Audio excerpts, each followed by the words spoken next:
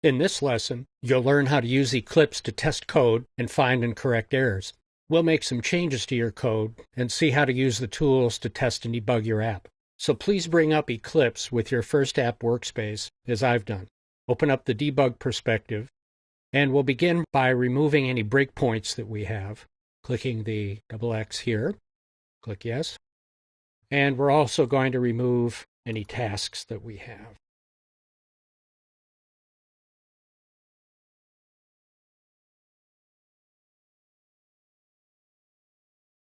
Now you can also remove a breakpoint by double-clicking it. So if I had set a breakpoint here, if I double-click again, it goes away. Now let's see what happens when we introduce a syntax error into the code. Let's remove the right parenthesis in the setContentView method. You'll see an error indicator appear to the left.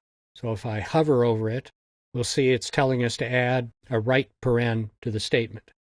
Let's put the right paren back, and we see the errors disappeared. Eclipse is pretty good at catching syntax errors and suggesting corrections. Now we're going to add some code to your app and do some additional debugging. Here's a graphic showing the code we'll be adding if you need to go back and refer to it. We're modifying the onCreate method we looked at in a previous lesson. If you recall, it's the method that sets up our screen display when the app is first started. We're going to be adding this code a statement at a time and analyze what we get. So let's go back to Eclipse, and we'll first add a statement to declare and set the initial value of the integer variable test. And we get an error message telling us that variable test isn't being used. It's just an information error and won't stop execution. But let's add a statement that uses that variable. We'll do that here. We see the error message go away for the first statement, and now the same error appearing for the second statement because we haven't yet used the variable use, which we'll do soon.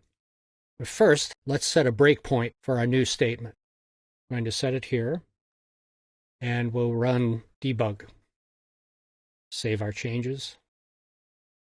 Now we see the statement highlighted, so execution has stopped here. And let's see how the first variable we created is showing up in the variables window in the upper right. There it is, variable test, and the value is 1. Now you can see how valuable this ability is in debugging.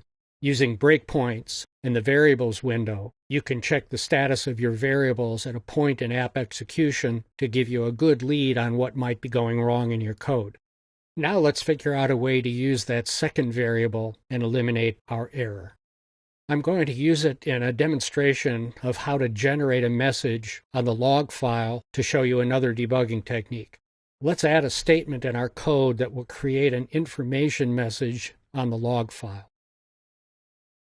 The I here indicates an information message. App test is the message tag, and my message is the message content. Now notice we have another error message appearing. Let's look at it. It says log can't be resolved. Now you see the little light bulb here. If I click on that, I get some suggestions about what to do. Usually the first suggestion in these lists is the one to use. It's telling us we need to access the log utility. What we want to do is add the reference to the log utility. So we double-click that. We notice that the error message has gone away here. And if we look up at our import section, we see that this import has been added. Now, you'll see this quite often during your Android Java programming. Import statements are used only to include the Java and Android packages and classes you need. So when you add code that requires a class you don't currently have access to via an import statement, you'll see this error message and suggestion that you add it. Now let's go down and we'll clear the breakpoint and run the app again with the debug button. Save changes. Then look down here in the logcat window. And if we search for the word my, we see my message appearing. Now let's go back to the Java window. And in our Java code, we're now going to include a statement that uses the variable use variable and create another message in the log. Here's the statement we'll put in here. Now, why can't we just use variable use the way we did my message up here? It's because the log function requires two text fields, as we see in this previous statement. So we use the toString method of the integer class to convert variable use to a text string. Now, this demonstrates something you'll be doing frequently in developing your Android apps. That is, figuring out what parameters a method requires to function. The parameter configuration is called the signature of the method. In object-oriented programming, we don't care how a method achieves what it does, but it's critical to know what the proper parameters are for using the method. So now let's click the debug button and see what we get. We're not getting a syntax error. And if we go back to the log window, now another way to look at these is to click on your session filter, and we see the two messages appearing. Now these multiple occurrences are because we've run the debug multiple times.